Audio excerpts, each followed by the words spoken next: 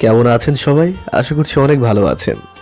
আপনাদের জন্য নতুন গল্প চলে এসেছে, আর এখন থেকে ইনশাআল্লাহ প্রতিদিন নিয়মিত গল্প পাবেন। তো চলুন শুরু করা যাক আজকের গল্প। আমার একটা বেবি চাই মিস্টার অভদ্র। না চাইতেও আমার সব ইচ্ছা আপনি পূরণ করেছেন। তাহলে আমার এই ইচ্ছেটা কেন পূরণ করতে পারেন না আপনি বলুন? আমার ওয়াইফ আপনার কাছে আসলে আপনি তাকে বলবেন যে সে কখনো মা হতে পারবে না। সে সেই ক্ষমতা হারিয়েছে অনেক আগেই। ডক্টর মিতার সামনে থাকা ফাইলটা হাত থেকে নামিয়ে রেখে আরিশ বলে উঠল। ডক্টর মিতা তিনি একটু ভাবুক সুরে বললেন, এনি চেঞ্জ যদি সে কনসিভ করে যায় তখন কি করবেন আপনি? আরিশ একরোখা হেসে বলল, আমি অনেক বেশি প্রোটেক্টিভ এই ব্যাপারে, তাই এই বিষয়টা নিয়ে নিশ্চিন্ত থাকুন। ডক্টর মিতা গালে হাত রেখে উৎকণ্ঠা নিয়ে বললেন, এত বড় মিথ্যা বলাটা কি তাকে ঠিক হবে না? মানে মাতৃত্ব হলো প্রতিটি মেয়েরই জীবনে বড় স্বপ্ন, আর আমি তাকে এভাবে নিমিষেই ভেঙে চুরমার করে দেব, তাও কারো কাছে তার আদর্শ টিচার হিসাবে এভাবে বিশ্বাস ভাঙবো? আরিশ কপালটার চামড়ায় হাত দিয়ে ইতস্তভাবে ভাঁজ করে জিহ্বা দিয়ে ঠোঁটটা ভিজিয়ে নিষ্প্রভ কণ্ঠে বলল, বিশ্বাস অনেক আগেই ভেঙেছে, আর সে জানেও যে সে মা হতে পারবে না। আর দেখুন, আপনি আরুষির কলেজের একজন খ্যাতনামা প্রফেসর, এবং আরু নিজে আমাকে জানিয়েছে যে আপনি ওর কাছে ওর বর্তমানের আদর্শ। আপনি যা বলবেন ও বিশ্বাস করবে।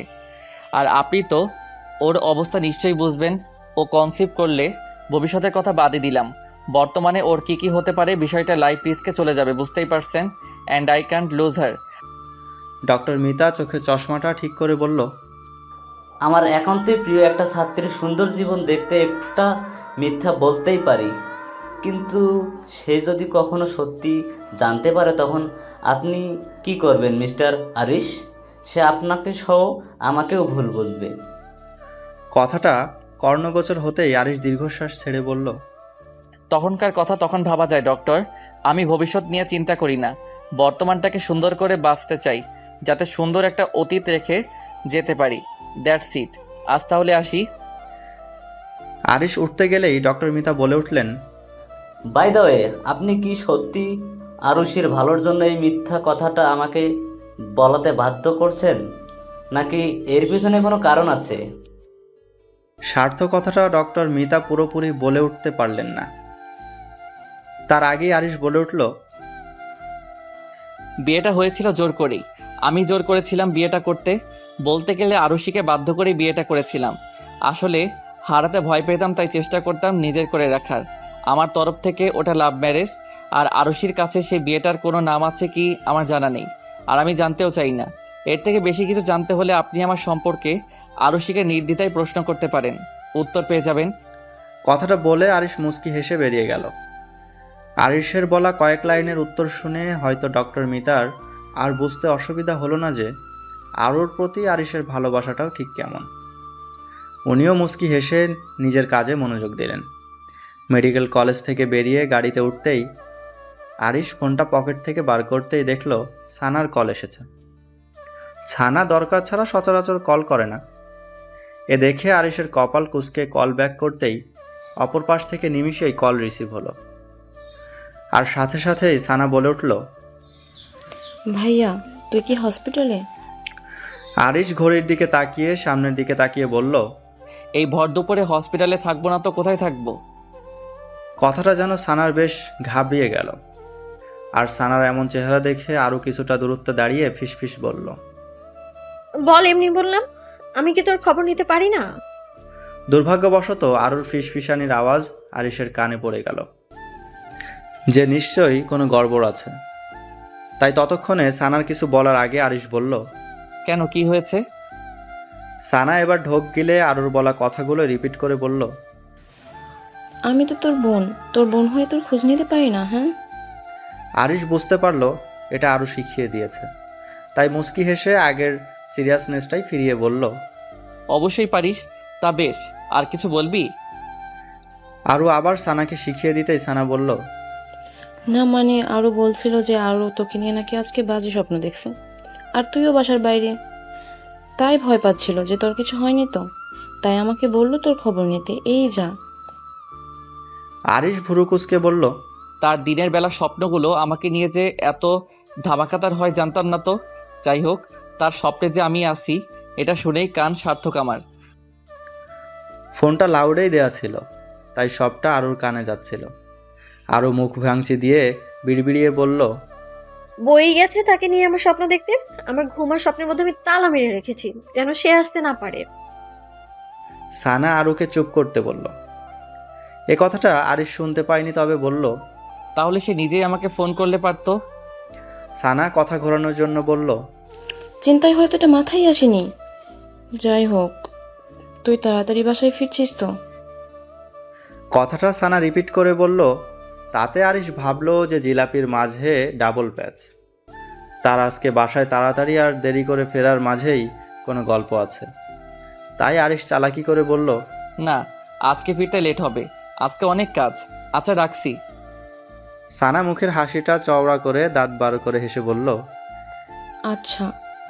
সানার কণ্ঠের মাঝে উৎফুল্লতা আরিশের আর বুঝতে অসুবিধা হলো না। তবে তার লেডি গুন্ডিটা কি ছক কষেছে সেটাই ভাবার বিষয়। আরিশ সানার কলটা কেটে আরুকে কল করলো। সানা আর আরু সবে খুশিতে তাদের নাচানাচি শুরু করবে, ঠিক তখনই আরিশের কল আসলো আরুর ফোনে। আরুর পিলে চমকানোর মতো অবস্থা। আজ যে করেই হোক ওদেরকে আজকে সন্ধ্যায় বাসা থেকে বার হতেই হবে, না হলে সব প্ল্যান ক্যান্সেল হয়ে যাবে। আরু ফোনটা হাতে নিয়ে দাঁড়ালো আর সানার দিকে ভয়াবহ দৃষ্টি নিয়ে তাকাতেই সানা বলল। ফোনটা ধর। আরও বিলম্ব না করে ঝটপট করে ফোনটা ধরতেই আরিশ রাগী রাগী কণ্ঠে বলল। ফোনটা ধরতে এত লেট হলো কেন? কল। আরও অবাক হয়ে বলল, কোথায় লেট হলো? আমি তো তৎক্ষণাৎ ফোনটা ধরলাম, আর এমন হতো না যে কল কেটে গেছে। আরিশ ধমক দিয়ে বলল। কলটা কেটে ধরতে তুমি 10.23 সেকেন্ড লেট করেছো। যাই হোক, তা কি করছিলে বলো? আরও কিছুক্ষণ আগের ঘোরটা কাটিয়ে উঠতে পারেনি, তাই উৎফুল্ল হয়ে বলে ফেলল। এই তো নাগিন গানটাতে নাচ দিতে যাচ্ছিলাম, আর আপনি ফোন করলেন। আপনার টাইমিং না একদম ভালো না। আরিশও আরুকে লজ্জা দেওয়ার জন্য বলল। রাতে আমার টাইম জ্ঞানটা বেশ ভালোই থাকে, তা নিয়ে প্রশ্ন চলে না কি, তাই তো আরু পাখি? আরও বা সানার বুঝতে অসুবিধা হলো না ঠিক কি বোঝাতে চাইলো আরিশ। সানা মুখ টিপে হেসে সরে গেল ওখান থেকে। আরও দাঁত কিরকির করে কিছু বলতে যাবে, তখনই আরিশ বলল। সানা পাশ থেকে সরে গেছে। আরও অবাক হয়ে বলল। কিন্তু আপনি কি করে জানলেন? আরিশ মুচকি হেসে বলল। জানতে হয়। যাই হোক, আমি নাকি তোমার স্বপ্নে এসেছিলাম, আর নাকি বেশ দাঙ্গা হাঙ্গামা করে আমার নাকি বিপদ হয়েছিল, আর তুমি নাকি অনেক চিন্তা করছিলে আমাকে নিয়ে, তাই নাকি আরু পাখি? আরও একটু রেগে বলল। তো আরিশ মুখ টিপে হেসে বলল। তোমার স্বপ্নে আমার মতো জাতীয় অভদ্র মানুষের স্থান হয়েছে। আরও বুঝতে পারলো যে আরিশ ওকে অকারণে রাগাচ্ছে, যা আরিশ খুব ফ্রাস্ট্রেটেড থাকলে করে। আর আরুর সাথে এমন অকারণে ফাজলামি করলে আরিশের ফ্রাস্ট্রেশন কমে যায়। তাই আরও বুঝতে পেরে বলল। আপসেট? আরিশ বলে উঠল। না, রাখছি ভাই, বাসায় এসে তোমার হাতে নুডলস আর কফি খাবো। এখন টাটা। আরুকে আর কিছু বলার সুযোগ না দিয়েই আরিশ কল কেটে দিল। কল কাটতেই আরও জোরে চিৎকার করে বলে উঠল। সানা, মিশন আরাফ আহমেদ। বারবিকিউ টয়নিং রেস্টুরেন্টে এসে আরু আর সানা আমার সামনে বসে। আরাফ আহমেদ যে কি না সানার কলেজের সিনিয়র, তবে সে এখন ডক্টর। সানা ফিসফিসিয়ে আরুর কানে বলল। দোস্ত, আমার ভয় লাগছে রে। যা বলার তুই বল, আর আমি এখন এখান থেকে উঠছি। আর 1 মিনিট এখানে থাকলে হার্ট ফেল করব, চিন্তায় শিওর। তুই সব সামলিয়ে নিস দোস্ত। আরও সানাকে উঠতে বারণ করবে, তখনই সানা বলে উঠল। আমি একটু ওয়াশরুম থেকে আসছি। বাই দা ওয়ে, সানাকে তো চিনি, কিন্তু আপনি? আমি সানার ভাবি আরুষি। আরব হেসে বলল। তা ভাবি কি আমাকে কিছু বলার জন্য এখানে এনেছে নাকি ননদিনী? আরও বুঝতে পারলো যে আরব ফ্লার্ট করছে, তাই আরও বুঝে শুনে বলল। আসলে কি ভাইয়া, কাজটা ননদিনীর, কিন্তু করতে তো হবে ভাবিকেই, তাই আর কি। তা কি এমন কাজ যা ভাবিকে করতে হবে, তাও যদি হয় এমন একটা বিউটিফুল ভাবি? আরও মাথা নামিয়ে নিল। কি বলবে বুঝছে না। সানা ভয়ে কেটে পড়েছে সুযোগ বুঝে, আর ওকে রেখে গেছে। আরও দাঁত চেপে বিড়বিড় করে বলল, যার বিয়ে তার ঘুম নেই, পাড়াপড়শি ঘুম নেই। ভুল বললে আরু পাখি, ওটা যার বিয়ে তার হুঁশ নেই, পাড়াপড়শির ঘুম নেই হবে। হঠাৎ আরিশের কণ্ঠস্বর শুনে আরুর পিলে চমকে উঠল। এক ঝটকায় পাশে তাকিয়ে দেখল আরিশ ওর দিকে তাকিয়ে আরাম করে কোল্ড ড্রিঙ্কস খাচ্ছে। আরও কিছু বলতে যাবে তখনই আরিশ আর কোল্ড ড্রিঙ্কসটা আরুর মুখের সামনে ধরে বলল, এটা আর আমি যা বললাম ওটা ঠিক করে আরাফকে বলো। আরও আমার দিকে তাকিয়ে দেখল সেও মুচকি হাসছে। আরিশের দিকে তাকালো, সেও মুচকি হাসছে। আরুর গলা শুকিয়ে এলো। ভয়ে আরিশের হাত থেকে কোল্ড ড্রিঙ্কসটা নিয়ে খেতে গিয়ে দেখল ক্যান ফাঁকা। আরু না পেরে স্ট্রটা চেবাতে লাগলো আর বিড়বিড় করতে লাগলো, মিস্টার অভদ্র এলো কোথা থেকে? আব তেরা ক্যা হোগা আরু পাখি? স্ট্রটা চেবাতে চেবাতে এক প্রকার বিষণ্ণতা ছেয়ে গেল আরুর মাঝে। স্ট্রটার সাথে সাথে সব জিনিসগুলোও বিষাদময় হয়ে গেছে। মনের ভিতর ভয়, আক্রোশ আর স্বাভাবিক অঙ্গভঙ্গির ছন্দপতন ঘটতে লাগলো। আরও চঞ্চল মনে ভাবতে লাগলো যে ও নিজে যখনই কোনো সিক্রেট মিশনে নামে তখনই হঠাৎ ম্যাজিশিয়ানের মতো ওনার আরিশ আগমনের কারণটা আরও কখনোই বুঝতে পারে না। শরীরের মাঝের অস্থিরতা তুমুল পর্যায়ে ছড়াচ্ছে।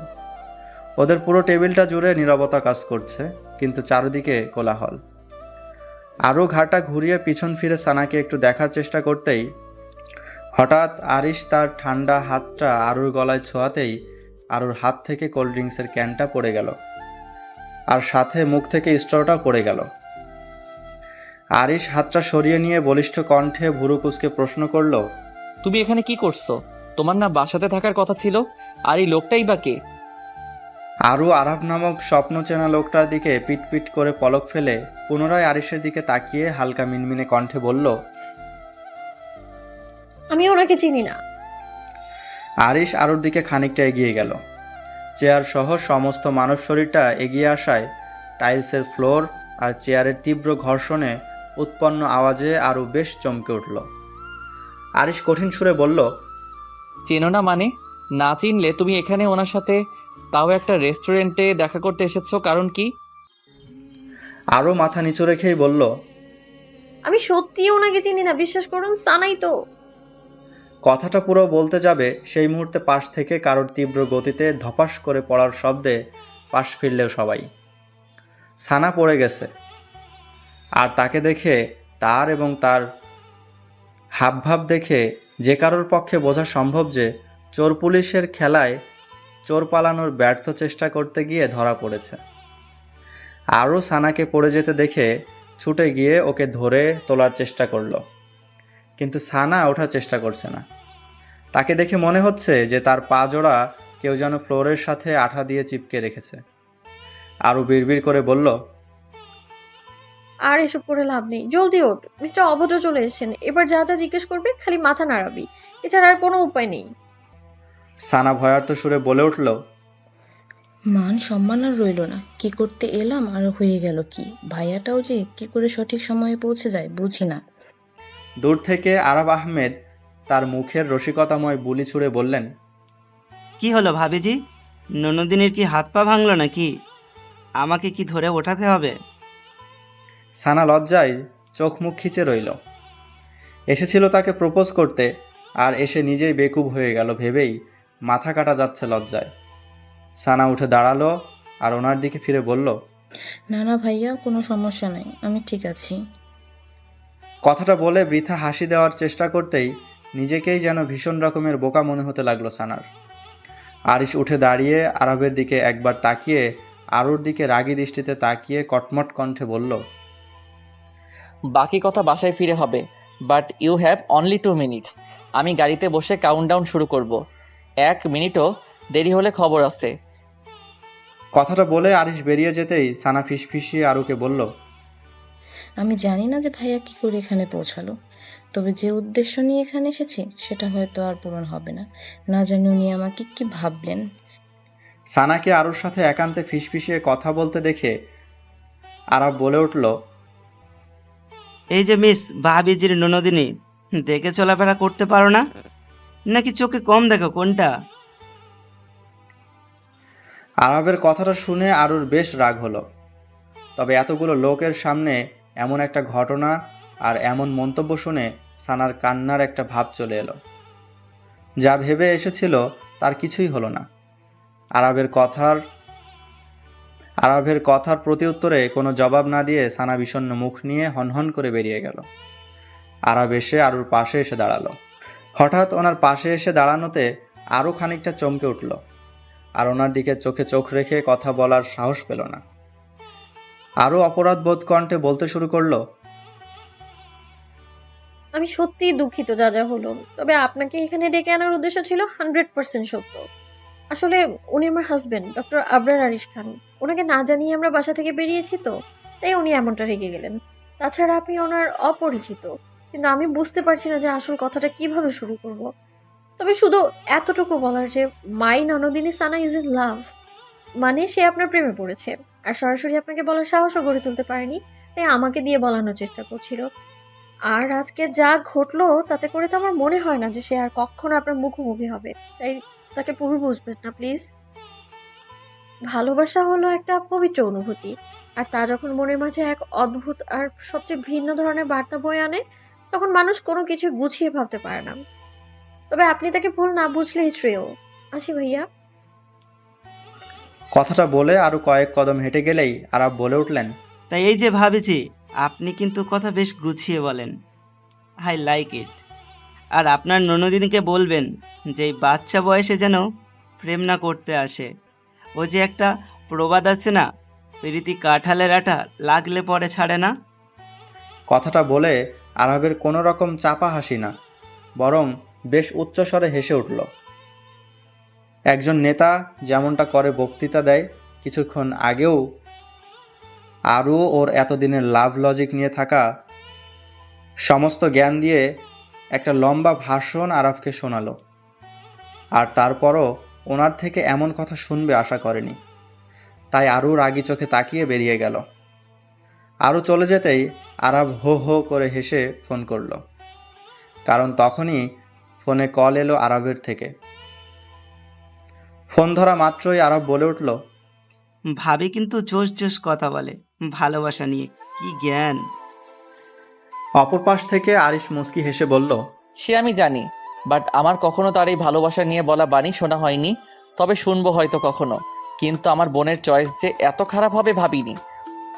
আরব খানিকটা গম্ভীর কণ্ঠে চোখ মুখ ফুলিয়ে বলল, খারাপ চয়েসের লিস্টে আরাব আহমেদ থাকতেই পারে না। যাই হোক ভাবি, আর আমার ফিউচার ওয়াইফকে যেন এখন বলিস না যে ইউ নো ইচ আদার। এই চোর পুলিশের খেলাটা আর একটু চলুক, বেশ মজাই তো লাগছে। আরিশ বিস্মিত হয়ে বলল, ওকে, এখন রাখি, তোর ভাবি আর সানা আসছে এদিকে।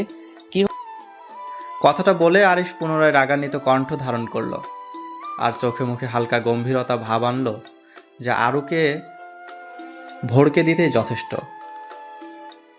সানা আর আরু বেশ ভয়ে ভয়ে গাড়িতে উঠল, তবে আরিশ কিছু বলল না। সারাটা রাস্তা দুজনের কাটল ভয় আর নীরবতাতেই। বাসার সামনে ওদের দুজনকে নামিয়ে দিয়ে বেরিয়ে গিয়েছিল আরিশ। তখন ছিল সন্ধ্যা 6:30। শীতের দিন, তাই ঘড়ির কাঁটা 5টার ঘর অতিক্রম করতে না করতেই সন্ধ্যার বহর নেমে আসে। কখনো বা পরে হাড় হিম করা ঠান্ডা। আর এখন বাজে প্রায় 8টা। আরিশ এখনো বাসায় ফেরেনি। হিম শব্দটা মনে পড়তেই হিম শব্দটা সহজেই আরুর মস্তিষ্কে ছেয়ে গেল। আর মনে পড়ে গেল আগের দিনে কলেজে পড়ানো টপিকের কথা, হিম কম্পাউন্ড, যা সারা শরীরে অক্সিজেন পৌঁছে দেয়। আর অক্সিজেনের ঘাটতির দরুন অনেক সময় শ্বাসকষ্টও হয়। কথাটা ভাবতেই আরও একটু কেঁপে উঠল। আজ কয়েক মাস পর আবার ওর নানা ভাইয়ের কথা মনে পড়ে গেল। উনি শ্বাসকষ্টে ভুগছিলেন বহু বছর। চোখ জোড়া ভিজে এলো আরুর। দ্রুত বিছানা থেকে নামলো আরু। একা থাকলেই মন খারাপ লাগে আজকাল বড্ড বেশি। তাছাড়া আনিকা খান, অর্থাৎ আরুর শাশুড়ি, তিনি 2 বছর যাবৎ বাসায় নেই। আফজাল খান, অর্থাৎ আরুর কথায় ওর শ্বশুর বাবার সাথে ঘুরতে গেছেন। যদিও যেতে চায়নি, ওরা সবাই জোর করে পাঠিয়েছে। আরও সানার রুমের দিকে অগ্রসর হওয়ার জন্য পা বাড়াতে গেলেই হঠাৎ মাথাটা ঝিমঝিম করায় দরজা ধরে দাঁড়িয়ে পড়ল। স্বাভাবিক হতে পারছে না, আবার হঠাৎ এমন হওয়ার কারণও বুঝছে না। কিছুটা দরজা ধরে দাঁড়ানোর পর অনুভব করলো যে হয়তো প্রেশারটা লো, তাই ওষুধ খাওয়ার জন্য টেবিলের ডেস্ক খুলতেই দেখলো যে প্রেসক্রিপশন হাতে নিয়ে দেখতেই দেখলো ওর ওই কয়েকটা ব্লাড টেস্টের রিপোর্টটা হাতে নিয়ে আরও ভাবতে লাগলো যে সকালে তো এটা দেখেনি, কিন্তু এখন দেখছে, যার অর্থ এটা হয়তো আরিশ বিকালে বাসায় এসে রেখেছে। রিপোর্টগুলো পড়তে শুরু করলো আরও। কিছু বুঝছে না দেখে রিপোর্টগুলোর কয়েকটা ছবি তুলে ডক্টর মিতাকে পাঠালেন, আর নিচে ছোট্ট করে লিখে দিল, what is the rules of this report ma'am. আগের মতোই রিপোর্টটা যথাযথ স্থানে রেখে আরও রুম থেকে বেরিয়ে গেল। ওর চিৎকার আর স্বাস্থ্যবিধির ওপর আরিশ সবসময় নজর রাখে, তাই আরুর নিজের যত্ন নেওয়ার প্রয়োজন পড়ে না। সবার ক্ষেত্রে এমন হয় যে স্ত্রীরা তাদের স্বামীদের সব দায়িত্ব নেয়, রান্না, সংসার, নিজের কাজ, সকলের খেয়াল রাখার মতো অনেক কাজ করে, কিন্তু আরুর ক্ষেত্রে তা সম্পূর্ণ ভিন্ন এবং ঘটনাটা সম্পূর্ণ ব্যতিক্রম। আর 5টা স্ত্রীর মতো আরু হয়ে উঠতে পারে না, কখনোই মা হতে পারবে না, আরিশের হ্যাপিনেসের কারণ হতে পারবে না। তা ভেবে আরু আরিশের জন্য গুমড়ে মরে রোজ। তবে আরিশ ওর ভালোবাসাতে আরুকে আগলে রাখে, কখনো আরুর অপূর্ণতাকে বুঝতে দেয়নি আজ অবধি। সন্তান হবে না জেনেও আরুকে বিয়ে করে একটা সুন্দর জীবন দিয়েছে। এমন ভাগ্যবতী কতজন হয়। ঔষধটা খেয়ে বিছানায় বসলো আর অপেক্ষা করতে লাগলো ডক্টর মিতার কল আর মেসেজের।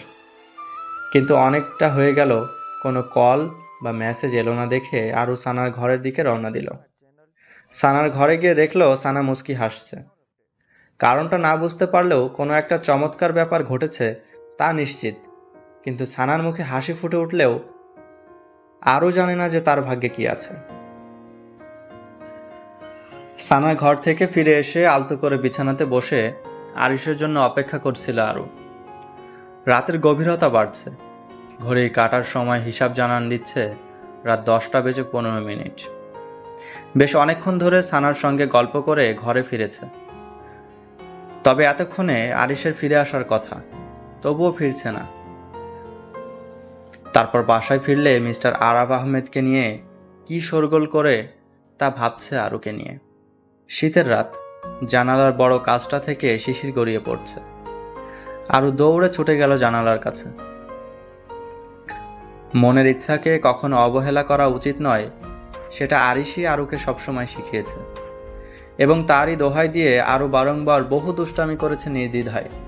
তবে এখন যা করবে তাতে কোনো দোষ আছে বলে ওর মনে হয় না। জানালার কাছে খানিকক্ষণ আঙ্গুলের আঁকিবুকিতে নিজের আর তার মিস্টার অভদ্রের নামটা লিখলেও বোধ হয় আরিশ খুব একটা রাগ করবে বলে আরুর মনে হয় না। বিধায় আর কি, যা ভাবা তাই কাজ। ঠান্ডা ফ্লোরে খালি পায়ে দাঁড়িয়ে আর গায়ে কোনো সোয়েটার বা চাদর ছাড়াই দাঁড়িয়ে আছে আরু। ঠকঠক করে কাঁপছে আর জানালায় আরিশ আর আরুর নাম লিখছে। কিছুক্ষণ পর আরিশ আর আরুর নামটা মুছে যেতেই আরু কিছুক্ষণ অপেক্ষা করতে লাগলো পুনরায় জানালাতে শিশির জমার। তাতেও প্রায় 10 মিনিটের মতো সময় লাগে। আরু ততক্ষণ অপেক্ষা না করে ব্যালকনিতে গিয়ে উকি মারলো আরিশ আসছে কিনা তা দেখার জন্য। না, আরিশ আসছে না। আরও এক প্রকার লাফিয়ে লাফিয়ে ঘরে গেল আর জানালার কাছে দাঁড়ালো। হালকা শিশির জমেছে কাছে। আরুর আর তর সইল না। এবার আর আরিশ আরু না, বাচ্চাদের মতো আরু নিজের একটা দাগ কেটে ছবি আঁকল আর অনেকটা দূরে নিয়ে আরিশের ছবি আঁকল। আরু ঠোঁট চেপে হাসছে। ছবিটা নষ্ট হয়ে যাওয়ার পূর্বেই ওদের মাঝে একটা ছোট্ট বাচ্চার ছবি আঁকল। ও ছোট করে নাম লিখল আরশিয়ান। নামটা আরও অনেকটা আগেই ঠিক করে রেখেছিল, তাই ভাবতে বেশি সময় লাগলো না। আরও ছবির মাঝে একটা ইসমাইলি আঁকল। অনেকক্ষণ ধরে ছবি আঁকার দরুন শিশির জমেছে বেশ ঘন, তাই এবার ঝরে যেতে লাগলো। আর আরুর বানানো ইসমাইলি ইমোজিটাও গড়িয়ে কান্নার মতোই হয়ে গেল। নিমিষেই সবটা এলোমেলো হয়ে যেতেই আরও দুপা পিছিয়ে গেল। একটা চাপা কষ্ট অনুভব করছে বুকের মাঝে। এখন মনে মনে নিজেকেই বকা দিচ্ছে এই ভেবে যে কি ভেবে ছবিটা এঁকেছিল। আরশিয়ান নামটা আর ছবিটার দিকে তাকিয়ে আছে আরু, আর ভাবছে সেই সব দিনের কথা যেদিন ও জানতে পেরেছিল যে সে কখনো মা হতে পারবে না।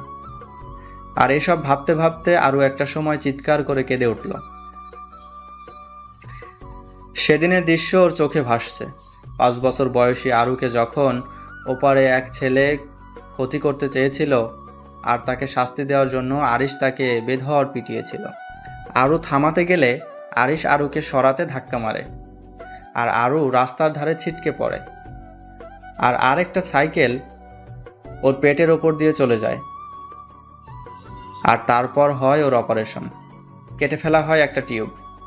আরও মেঝেতে বসে কানে হাত দিয়ে চেপে ধরে বেশ জোরেই কান্না করছে। কানের কাছে বারবার একটাই কথা বাজছে, আমি মা হতে পারবো না, আমি মা হতে পারবো না। হঠাৎ আরিশ দৌড়ে ছুটে এলো। আরুকে মেঝেতে বসে কাঁদতে দেখে ও আরুকে জড়িয়ে ধরে বলল, চারু পাখি কাঁদছো কেন? আরু আরিশকে পেয়ে ওকে শক্ত করে জড়িয়ে ধরল। কাঁদছে আরু। আরু থামছে না দেখে আরিশ আরুকে তুলে বিছানায় বসালো, আরও চোখটা মোছালো। আরু এখনো ফুপিয়ে কাঁদছে। সবই ঠিক ছিল, তবে হঠাৎ ওর এমন ভাবনাগুলোই ওর কষ্টের কারণ হয়ে দাঁড়ালো। আরিশ আশঙ্কা করেই বলল, তুমি কি আবার বেবির জন্য? পুরো কথাটা বলতে না বলতেই আরু মাথা নাড়া দিল। কাঁদতে কাঁদতে বলল, আমার একটা বেবি চাই মিস্টার অভদ্র। না চাইতেও আমার সব ইচ্ছা আপনি পূরণ করেছেন, তাহলে আমার এই ইচ্ছেটা কেন পূরণ করতে পারেন না আপনি বলুন? আরিশ শান্ত কণ্ঠে বলল, কেউ কিছু বলেছে আরু পাখি তোমাকে? কে কি বলেছে বলো, আমি তাকে দেখে নেব। আরুর গালে হাত রেখে কথাগুলো বলল আরিশ। আরু আরিশের হাতটা শক্ত করে চেপে ধরে বলল, কথা ঘোরাবেন না আপনি। আমার ইচ্ছা পূরণের দায়িত্ব তো আপনার। আমি কোনো কথা শুনবো না আজ। এক প্রকার পাগলের মতো আবদার করে উঠল আরু। আরিশ বিরক্ত হলো না তবুও। বুঝতে পারছে আরুর কষ্টটা। আরিশ এবার আরুর হাত দুটো মুঠিবদ্ধ করে আরুর কোলে মাথা রেখে বলল, তোমার কি আমার কাছে থাকতে ইচ্ছা করে না? আমাকে ছেড়ে যাওয়ার এতই তাড়া? আরু একটু অবাক হয়ে প্রশ্ন করল, আপনাকে ছেড়ে চলে কেন যাব আমি? আর আমি তো বেবি চেয়েছি, তাতে আপনি এসব কেন বলছেন? আরিশ চাপা কণ্ঠে বলে উঠল, হয়তো বেবি এলে অনেক দূরে সরে যাবে তুমি, এবং আমি তোমাকে হারাতে চাই না।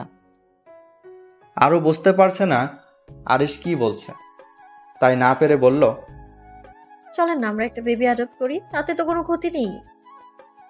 আরিশের রাগটা এবার আকাশ ছুঁয়ে গেল। দাঁত কিরকির করে আরুর দু বাহু চেপে ধরে বলল, কোনো বেবি অ্যাডপ্ট করব না। হলে আমাদের বেবি হবে, না হলে না।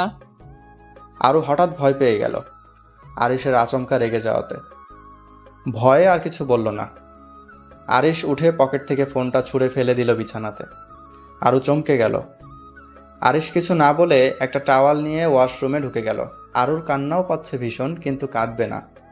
বিছানা থেকে গুটি গুটি পায়ে নেমে রুমের দরজা খুলে গুটি গুটি পায়ে রুম থেকে বেরোতেই দেখল সানা বাইরে দাঁড়িয়ে রয়েছে, চোখ মুখ গরম করে। আরুর চোখ মুখ ফোলা ফোলা। আরু থমথমে গলায় প্রশ্ন করল, তুই? সানা আরুর হাত ধরে টানতে টানতে নিচে নিয়ে গেল। আরু বুঝতে পারল যে সানা এমন কেন করছে। সানা আরুকে নিয়ে গিয়ে ডাইনিং টেবিলের চেয়ারে আরুকে বসিয়ে ওর সামনে একটা চেয়ার টেনে তাতে বসে আরুকে প্রশ্ন করল, কি হয়েছে বল? তুই ওভাবে চিৎকার করলি কেন? আর চোখ মুখ ফোলা ফোলা কেন? ভাইয়াও রেগে গেছে বোধ হয়।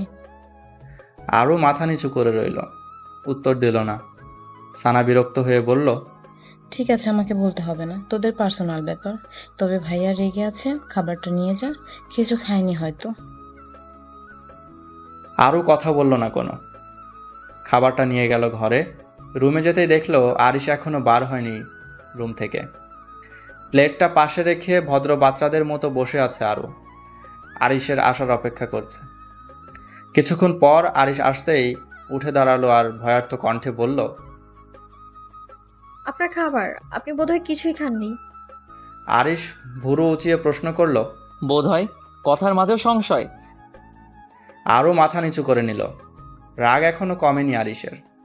কি করলে রাগ কমবে তাও আরও জানা নেই, কারণ এতদিন ও রাগ করেছে আর আরিশ রাগ ভাঙিয়েছে, বিধায় চুপ করে দাঁড়ালো। আরিশ মাথার ভেজা চুলটা আলতো স্পর্শে ঝেড়ে ল্যাপটপ নিয়ে বিছানায় পা মেলিয়ে বসল। আরও বুঝল এ বেটার রাগের জন্য আজ ওর সারা রাতের ঘুম কাহিল। তাই প্লেটটা নিয়ে আরিশের পাশে বসে এক লোকমা ভাত ওর মুখের সামনে ধরলেও আরিশ গুরুত্ব দিল না। আরও মিনমিন করে বলল, খেয়ে নিন না প্লিজ। আরিশ আরুর কথায় ভ্রুক্ষেপ করল না। আরও এবার আরিশের কাছে আর একটু সরে গিয়ে আচমকা আরিশের মুখটা চেপে ধরে হাত দিয়ে বলল। আরিশ রাগী চোখে তাকালো ঠিকই, কিন্তু কিছু বলল না। আর আরও একটা দীর্ঘশ্বাস ফেলে আরিশকে আরেক লোকমা দিতে যাবে, তখনই দেখিল আরিশ নেই। আরও চিৎকার দিয়ে বলল। ভূত! আরুর চিৎকার শুনে আরিশ ধমক দিয়ে বলল। এই মেয়ে, কি হচ্ছেটা কি? চেঁচাচ্ছ কেন? আরও আরিশকে দেখে বুকে ফু দিয়ে বলল। ও আপনি এখানে? আমি তো ভয়ই পেয়ে গিয়েছিলাম, আমি ভাবলাম ভূত। আরিশ বিড়বিড় করে বলল। তোমার থেকে বড় ঘাটতেরা ভূত এই ঘরে আছে বলে আমার জানা নেই। আরও বিড়বিড় করার আওয়াজ শুনে বলল। আপনি কিছু বলবেন? আরিশ পাল্টা উত্তর দিল না। আলমারিতে কি একটা রেখে দিচ্ছে ও। আরও বুঝতে পেরে উকি মারার চেষ্টা চালালো। হঠাৎ আরিশের চোখাচোখি হতেই ওর দমাদমি বন্ধ হয়ে গেল।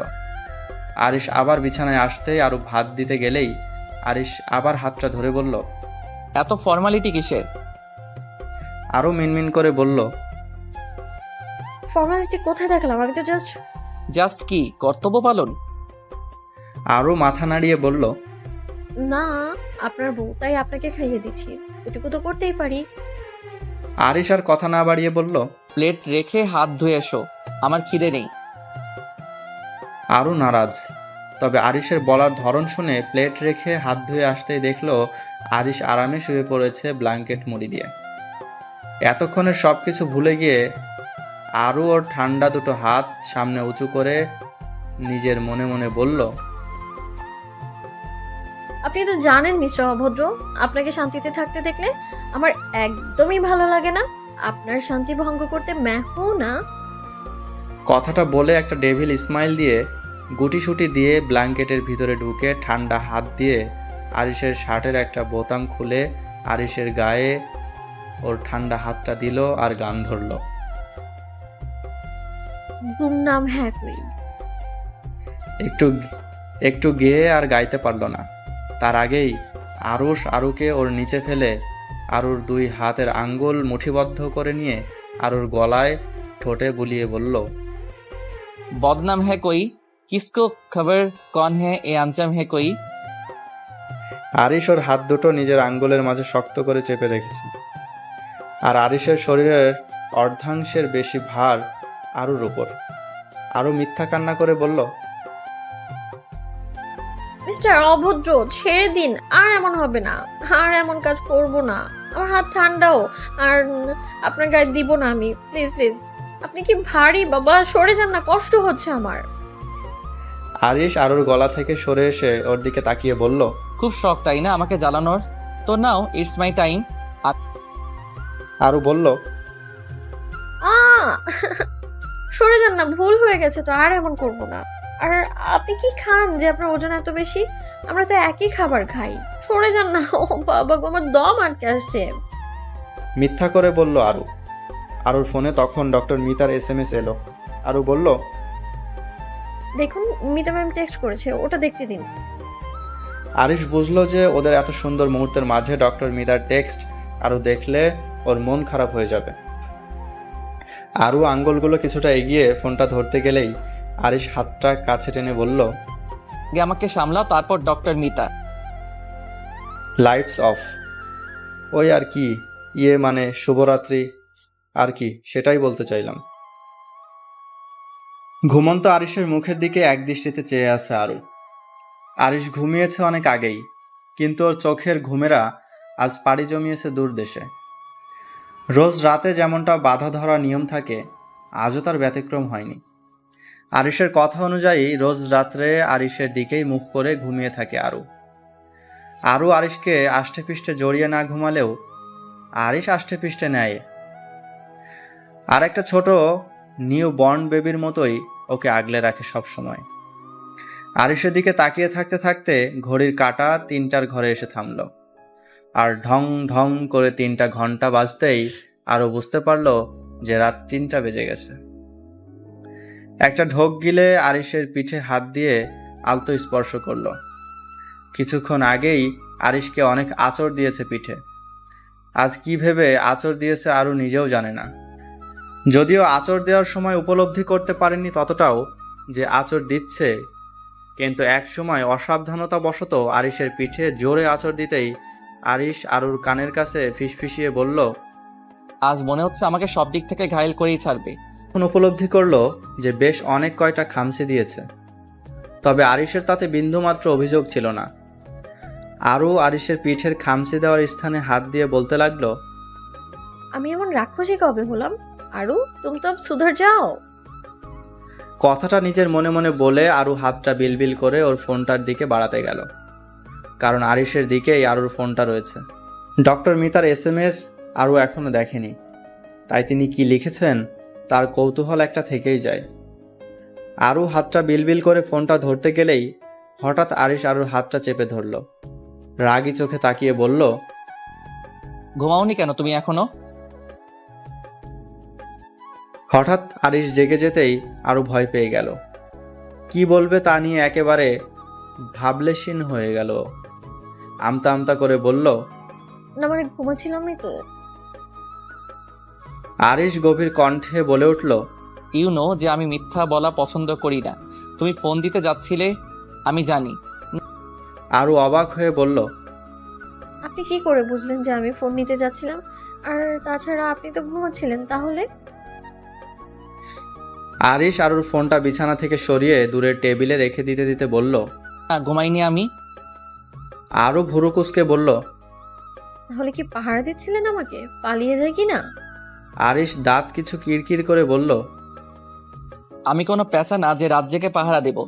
রোজ যতক্ষণ না তুমি ঘুমাও ততক্ষণ আমি ঘুমাই না। আরও অবাক হয়ে বলল, তার মানে রোজ রাতে আপনি আমাকে আড়ালে আমাকে লুকিয়ে দেখেন, তাই তো? আরিশ চোখে মুখে বিরক্ত ভাব নিয়ে বলল, নিজের বউকে লুকিয়ে কেন দেখতে যাবো স্টুপিড? আরও ঠোঁট উল্টে বলল, সে যাই হোক, ফোনটা দিন না একটু, মিতা ম্যামের SMS টা একটু দেখবো। আরিশ ভুরু কুচকালো আরুর দিকে তাকিয়ে।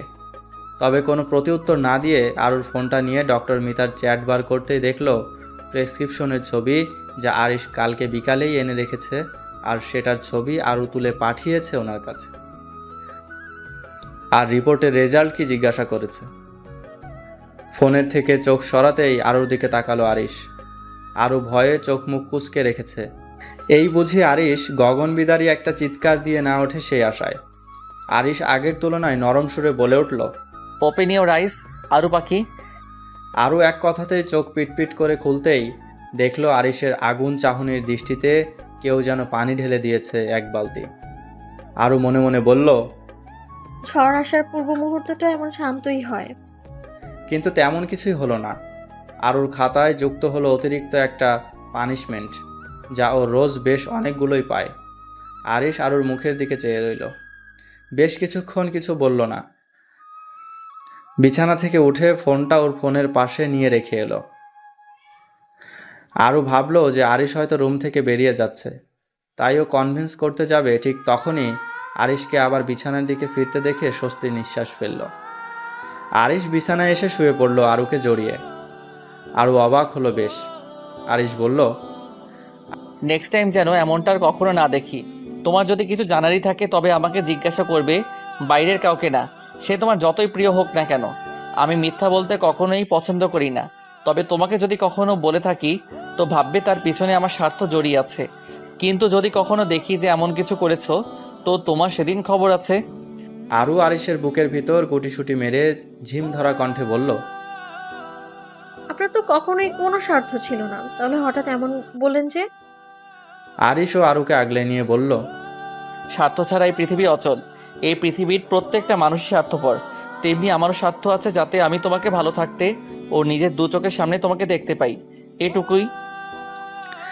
আরিশের স্বার্থতে আরও বাকহারা হলো কিছু মুহূর্তের জন্য। নিজেকে স্পেশাল অনুভব করাতে আরিশের বলা কয়েক লাইনই যথেষ্ট, যা পৃথিবীর অন্য সব কিছুর আনন্দকেও হার মানায়। আপনার কথা আমি কিছু বুঝতে পারছি না। আপনি কি একটু সহজভাবে কথা বলতে পারেন না? খানিকটা রেগে কথাগুলো বলল সানা। সানার কথা শুনে আরাফ বলে উঠল, রেগে যাচ্ছেন কেন ম্যাডাম? কুল কুল, আপনি রেগে গেলে চলবে? সানার কথার অর্থ না বুঝতে পেরে পাল্টা প্রশ্ন করল। মানে? আরাফ মুচকি হেসে বলল, মানে এখন ধরো, এই বলতে চাইছিলাম যে যে মেয়ে ডেটে আসে তার ভাবিকে নিয়ে, সে আর যাই হোক প্রেম করার যোগ্য না। কথাটা শুনে সানা যেন তেলে বেগুনে জ্বলে উঠল।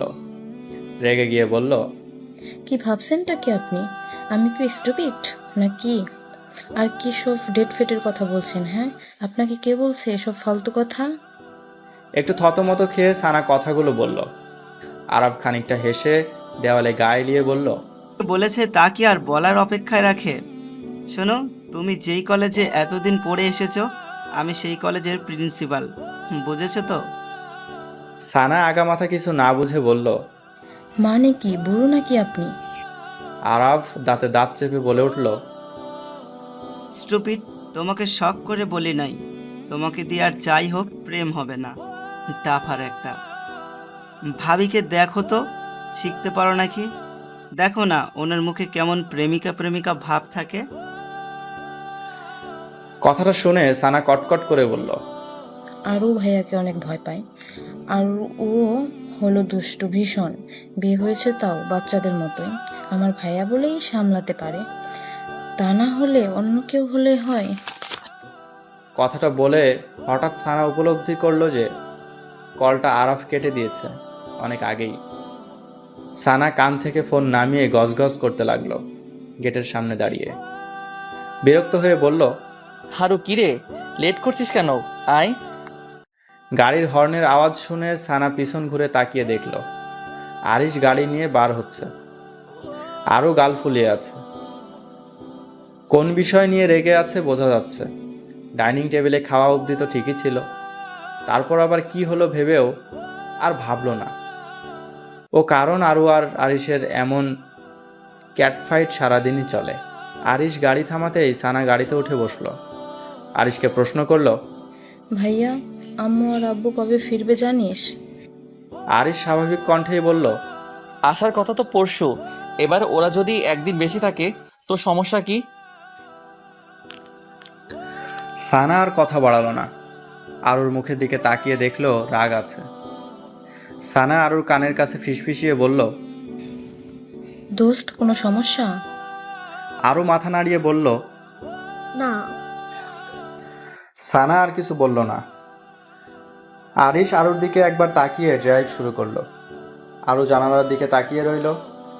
আরিশের বিপরীত মুখে আরুকে দেখে মনে হচ্ছে আজ আরু যেন দৃঢ় পণ করেছে যে আরিশের দিকে তাকাবে না। আরিশ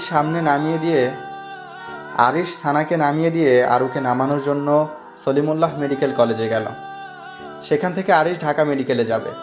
আজকে ও ঢাকা মেডিকেল থেকে সলিমুল্লাহ মেডিকেলে ট্রান্সফার নেওয়ার জন্য ব্যবস্থা করবে, তাই আজকে হয়তো ফিরতে দেরি হবে। কিন্তু এসব বিষয়ে আরুকে কিছু জানায়নি আরিশ। সারপ্রাইজ দিতে চায় ও। আরও সামনে হয়তো আরিশকে বলবে যে ও খুশি হয়নি, কিন্তু মনে মনে নিশ্চয়ই খুশি হবে তা আরিশ বোঝে। আরিশ গাড়ি থামিয়েছে কলেজের সামনে। আরু আর আরিশ কেউ কথা বলছে না, এক প্রকার নীরবতা চলছে। সেই নিস্তব্ধতা ভেঙে আরিশ বলল, আরু পাখি, কলেজে যাও, আই অ্যাম গেটিং লেট। আরু আরিশের দিকে শান্ত চাহনিতে তাকিয়ে বলল। আমার ফোনটা দিন। আরিশ ঘড়ির দিকে তাকিয়ে বলল, ক্লাস শেষ করে নাও, লাঞ্চ টাইমে আমি আসবো, তখন নিয়ে নেব। আরু তবুও শান্ত থেকেই বলল, কলেজে আসার আগেও ফোন চেয়েছিলাম, আপনি দেননি। এখন চাইছি তাও দিচ্ছেন না, সমস্যা কি আপনার? আরিশ এবার রুক্ষ কণ্ঠে বলল, বললাম তো লাঞ্চ টাইমে দেব, এনাফ, এখন যাও আর ডক্টর মিতার সাথে সামনাসামনি দেখা করে কথা বলে নিলেই তো এম এ সিন করার প্রয়োজন পড়ে না। যাও, তোমার লেট হবে আরও দেরি করলে। আরও আরিশের দিকে অগ্নিদৃষ্টিতে তাকিয়ে বেরিয়ে গেল। দরজাটা জোরে ধাক্কা দিয়ে মারল। হয়তো আরিশকে বোঝানোর চেষ্টা করলো সে রেগে আছে। মানুষ রাগ হলে এমনটাই করে। আরও হাঁটছে আর বিড়বিড় করছে। আজ যদি তোর বাসায় আমি গেছি না, আবরার আরিশ তো আমার নামও আরশি খান থুরি, আরশি রহমান না। আরুর কলেজে ঢোকা অবধি আরিশ গাড়ি নিয়ে দাঁড়িয়ে রইল। আরিশ বিশ্বাস করে যে দিন শেষে সব রাগ আর মান অভিমান ভালোবাসা দিয়ে পূরণ করা যায়। কি হয়েছে? না বলে চলে এলে যে? আমি কি বলেছিলাম আমার পারমিশন ছাড়া কোথাও যেতে, নাকি পাখির মতো ডানা গজিয়ে গেছে কোনটা? কিরকির করে প্রশ্ন করে উঠল আরিশ। আরও চুপ করে পাশ ফিরে শুয়ে আছে, কোনো কথা বলছে না। আরিশের কথাতে ওর ভাবান্তর হলো বলে মনে হলো না। না হলে আরিশ রেগে আছে জেনেও কখনো এমনভাবে নিজেও রাগ দেখানোর সাহস দেখাতো না। আজ ওর রাগের পাল্লাটাও আরিশের রাগের সাথে সমান, হয়তোবা তার থেকেও বেশি। আর গায়ের ব্ল্যাঙ্কেটটা টেনে এবার মাথাটাও ঢেকে নিয়ে মুড়ি দিয়ে শুয়ে পড়তেই আরিশ এবার রেগে গেল, আগের তুলনায় বেশি। এক ঝটকাতেই আরুর গা থেকে ব্ল্যাঙ্কেটটা সরিয়ে নিয়ে আরুর হাত ধরে তুলে জোর করে বসিয়ে বলল, আমার প্রশ্নটা কি তোমার কান অবধি পৌঁছায়নি যে গুরুত্ব দিচ্ছ না? আরও চোখ দিয়ে রাগে, অভিমানে আর ক্ষোভে জল গড়িয়ে পড়তেই আরিশ আরুর হাতের বাঁধন খানিকটা আলগা করে দিল। আরুকে কাঁদতে দেখে আরিশের পাহাড় সম রাগ মুহূর্তেই গলে সমুদ্রতে পরিণত হতে লাগলো। আরও কথা না বাড়িয়ে আরিশের হাতটা ঝটকা মেরে ফেলে রুম থেকে দৌড়ে ছুটে পালালো। আরিশও আরুর পিছনে যেতে লাগলো, কিন্তু ততক্ষণে আরু ঘরের দরজা বন্ধ করে দিয়েছে ওর অভিমানের তালা দিয়ে। আরিশ আরুর রুমের দরজার সামনে গিয়ে কড়া নাড়ল আর আদেশ করার সুরে বলল, আরু পাখি, দরজা খোলো। কি হয়েছে আমাকে বলো, তারপর আমাকে খুন করতে চাইলে তাও করতে পারো, আমি দ্বিধাবোধ করব না। আরও দরজা খুলল না এবং পাল্টা কোনো জবাবও দিল না দেখে আরিশ আবারও দরজা ধাক্কাতেই আরুর মা আফসানা বেগম এলেন। ঘটনার আকস্মিকতাতে কোনো কিছু বুঝতে পারলেন না উনি। কৌতূহল মিশ্রিত কণ্ঠে জিজ্ঞাসা করলেন, কি হয়েছে আরিশ, দরজা ধাক্কা দিচ্ছ যে? আরু কি দরজা লক করে দিয়েছে? আরিশ দরজার কাছ থেকে সরে এসে ওনার দিকে এগিয়ে কপালে হাত দিয়ে বললেন, কেউ জিজ্ঞাসা করলাম তা উত্তর দিল না। আফসানা বেগম বোধহয় কিছুটা আন্দাজ করতে পেরেছিলেন, তাই উনি আরিশকে ইশারায় ওনার সঙ্গে সঙ্গে আসতে বললেন। আরিশ অবান্তর কথা বাড়িয়ে বা কোনো প্রশ্ন না করে ওনার পিছন পিছন গেলেন। উনি আরুর ঘরে ঢুকেছেন দেখে আরিশও আরুর ঘরে ঢুকেছে। আরিশকে ঘরে ঢুকতে দেখে উনি বলে উঠলেন, আরিশ বসো এখানে, তারপর আমি বলছি আরু কেন রেগে আছে। আরিশ বিছানায় এসে মাথা নাড়ল। উনি বললেন, বিষয়টা নতুন কিছু না, আবার পুরনোও না। আসলে আরু বোধহয় রেগে গেছে তুমি ওর ফোনটা দাওনি বলে। ও নাকি অনেকবার চেয়েছিল, তাও কলেজে যাওয়ার পথে তুমি দাওনি। তাছাড়া লাঞ্চ টাইমেও তোমার জন্য অপেক্ষা করছিল, কিন্তু তুমি তো আসোনি বাবা, তাইও রাগ করেছে। আরিশের গলা ভারী হয়ে এলো। বেশ কিছু সেকেন্ড নিস্তব্ধ থেকে বলল, ডক্টর মিতার কথা তোমাকে কিছু বলেছে আরু? উনি কিছুটা সময় মনে করার চেষ্টা করে বললেন, কই না তো, তেমন কিছু তো বলেনি আরু। শুধু তো রাগ করে এখানে চলে এলো। বেশি কিছু জিজ্ঞাসা করলে আমার উপর রাগ দেখালো, তাই আমিও আর কিছু জিজ্ঞেস করিনি। তাছাড়া তোমার মামুও আমাকে বকাঝকা করলো ওকে এত প্রশ্নের উত্তর করার জন্য। বাপ মেয়ের উপর আমার আর কথা বলার সাধ্য কি? আরিশ চাপা কণ্ঠে বলল, মামি, আমি গাড়িতে অপেক্ষা করছি, তুমি আরুকে নিচে আসতে বলো। বাবা আর আম্মু বাড়ি এসেছে কিছুক্ষণ আগে। আরুকে দেখতে না পেয়ে ওরা বাড়িতে হইচই শুরু করে দিয়েছে, আমি অপেক্ষা করছি। কথাটা বলে আরিশ চলে গেল। আফসানা বেগম এখন কী অজুহাতে আরুকে আরিশের গাড়ি অবধি পাঠাবেন তিনি জানেন না, তবুও চেষ্টা করতে তো আর দ্বিধা নেই। তাই উনি গেস্ট রুমের দিকে গেলেন। আরও গেস্ট রুমে নিজেকে তালাবন্দি করে রেখেছে। উনি দরজার সামনে গিয়ে বললেন, আরু, দরজা খোল, আরিশ চলে গেছে, গাড়িতে অপেক্ষা করছে তোর জন্য। ভিতর থেকে আরুর কোনো উত্তর এলো না। উনি না পেরে আবারও বললেন, তোর ফুপি বাসায় ফিরেছে আর তোকে দেখতে চাইছে, আরিশ তোকে নিতে এসেছে। আয় মা, আর রাগ করিস না। আরও নিরুত্তর, কিন্তু দরজার উপরে কাঙ্ক্ষিত কণ্ঠ থেকে উত্তর পাওয়ার আশায় রয়েছে আফসানা বেগম। তবে কোনো উত্তর পেলেন না তিনি। তবে দরজার ওপাশে ফোনে কারোর সাথে কথা বলার আওয়াজ শুনতে পাচ্ছেন উনি। অপর পাশ থেকে আরও ফিচেল কণ্ঠে বলে উঠল, সানা, ফুপি কি বাসায় ফিরেছে? সানা উত্তেজিত হয়ে বলল, তোকে নিয়ে নাকি আম্মু কি বাজে স্বপ্ন দেখছে কাল রাতে, তাই তো তৎক্ষণাৎ তাড়াহুড়ো করে ফিরে এলো। আম্মু আর আব্বু ওরা বাসায় ফিরেছে 4টার দিকে। বাসায় ফিরে আমাদের জন্যই অপেক্ষা করছিল। তারপর যখন দেখলো যে আমি বাসায় ফেরার পরও তুই বাসায় ফিরিসনি, তখনই তো আম্মু চিন্তা শুরু করে দিল। পরে না পেরে ভাইয়াকে ফোন করলো 8টার দিকে। আর বাকি কথা আরও আর শুনল না, হয়তোবা রাগের খাতিরে শোনার প্রয়োজনও বোধ করল না। আরও ফোনটা কেটে দিয়ে গায়ে ওড়নাটা টেনে নিয়ে ওর আম্মুকে জড়িয়ে ধরল আচমকাই। আরুর মা যতক্ষণে আরুকে আগলে নেবে তার আগেই আরু বলে উঠল, তোমরা সবাই আমাকে কেন এত ভালোবাসো বলো তো? তুমি আর আমার শাশুড়ি আম্মু, কোনো জবাব নেই তার। এক কথায় অসাধারণের থেকেও অসাধারণ, যাদেরকে আমি সবচেয়ে বেশি ভালোবাসি। কথাটা বলে আরও ওনাকে ছেড়ে দিয়ে বেরিয়ে গেল, আফসানা বেগমকে কিছু বলার সুযোগ না দিয়েই। উনি স্মিত হাসলেন। মেয়ের থেকে এমন প্রশংসা শুনে আবেগে কেঁদে ফেললেন উনি। আরও বাসা থেকে বেরিয়ে দেখলো আরিশ ড্রাইভিং সিটে বসে আছে। আরও গিয়ে পিছনের সিটে বসলো। আরিশ লুকিং গ্লাসের দিকে তাকিয়ে আরুর দিকে চেয়ে বলল, সামনে এসে বসো। আরও লুকিং গ্লাসের দিকে আরিশের দিকে তাকিয়ে চোখ সরিয়ে নিল আর বড় বড় নিঃশ্বাস নিতে লাগলো, যা একটু ভালোভাবে উপলব্ধি করলেই আরিশের কান অবধি সেই শব্দ পৌঁছাবে। আরিশ বুঝতে পারলো যে আরু রেগে আছে, তাই আর কথা না বাড়িয়ে ড্রাইভ করতে শুরু করে দিল। রাস্তার জ্যামের ভিড়ে শরীরের ক্লান্তিগুলোও যেন আরও জেঁকে বসেছে। আরিশের মাথাটা ভার ভার হয়ে আসছে, হয়তো মাথা ব্যথা করছে। বেশ কয়েক মিনিট জ্যামে আটকে থাকার পর রাস্তা ফাঁকা হতেই বেশ স্পিডে ড্রাইভ করলো আরিশ। মিরপুর থেকে ধানমন্ডি দূরত্ব কম হোক বা বেশি হোক, তবে রাস্তার জ্যামটা লম্বা বেশ।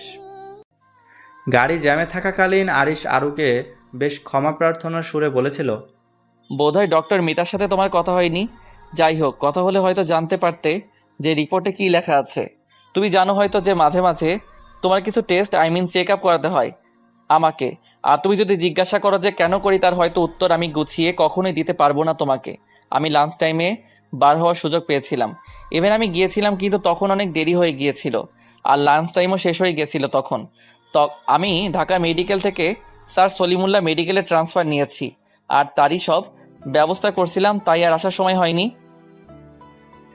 আরিশ লুকিং গ্লাসের দিকে তাকালো, দেখলো আরু চোখের কোণে বেয়ে জল গড়াচ্ছে। আরিশের ভীষণ রকম ইচ্ছে হলো আরুকে জাপটে ধরার, কিন্তু সবসময় পরিস্থিতি সমান থাকে না। অতপর জ্যাম কাটতেই আরিশ ফাস্ট ড্রাইভ করে বাসায় ফিরে এলো। বাসায় ফিরতেই আরু হুটহাট করে গাড়ি থেকে নেমে বাসার দিকে দৌড়ে ছুটল। আরিশ গাড়ি লক করলো। আরুর এমন পাগলামো দেখে মুস্কি হাসলো। ইতোমধ্যে আরিশের চোখ রীতিমতো লাল হয়ে গেছে, হয়তো হালকা জ্বরও আসছে। তবে আচমকা শারীরিক অবস্থার এত অবনতির কারণ একটা ডাক্তার হয়ে নিজেই বুঝতে না পারে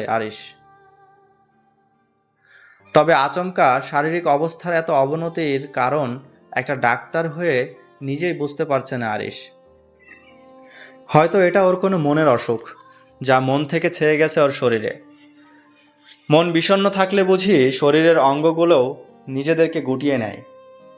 আরিশ কি একটা ভেবে গাড়িটা নিয়ে আবার কোথায় বেরিয়ে গেল। বাসায় ঢুকে আরু ওর ফুপিকে জড়িয়ে ধরল। আনিকা খান আরুর কপালে ভালোবাসার পরশ এঁকে দিলেন। খারাপ স্বপ্ন দেখার পর থেকে ওনার মনটা কেমন কু ডাকছিল, তবে তা এখন ঠিক হয়ে গেছে আরুকে সুস্থ থাকতে দেখে।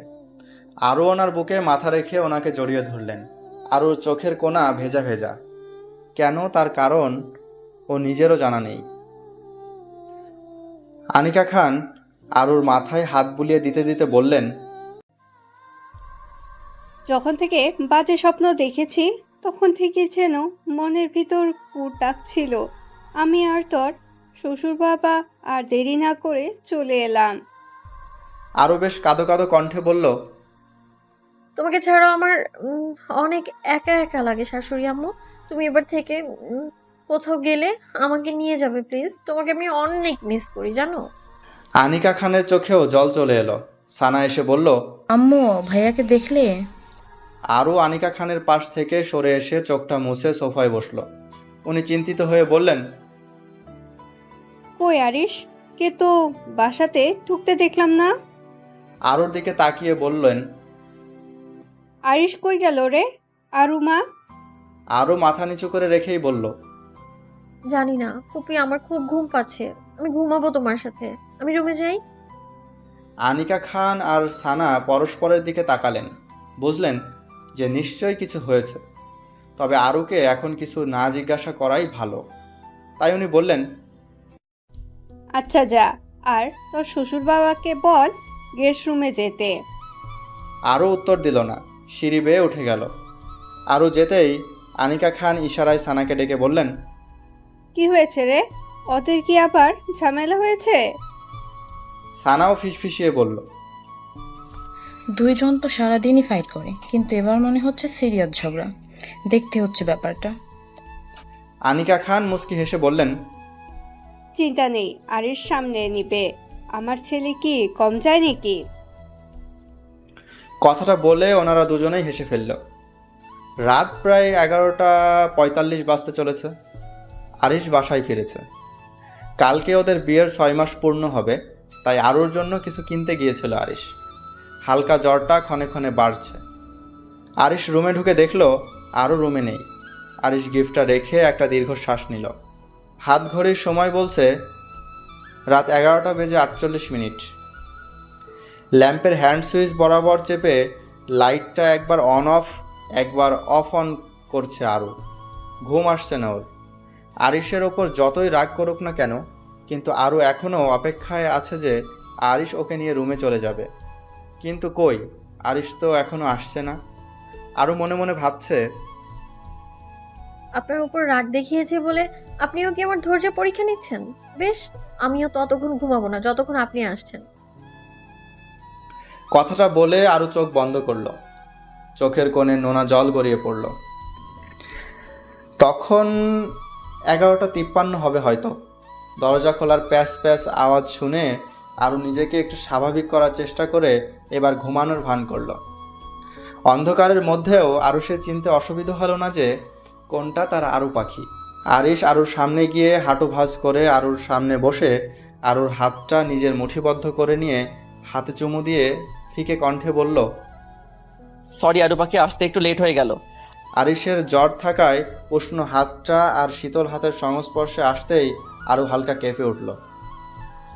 আরিশ আরুর গা থেকে ব্ল্যাঙ্কেটটা সরিয়ে আরুকে পাজা করে কোলে নিল, যেন আরু একটা সদ্যজাত শিশু।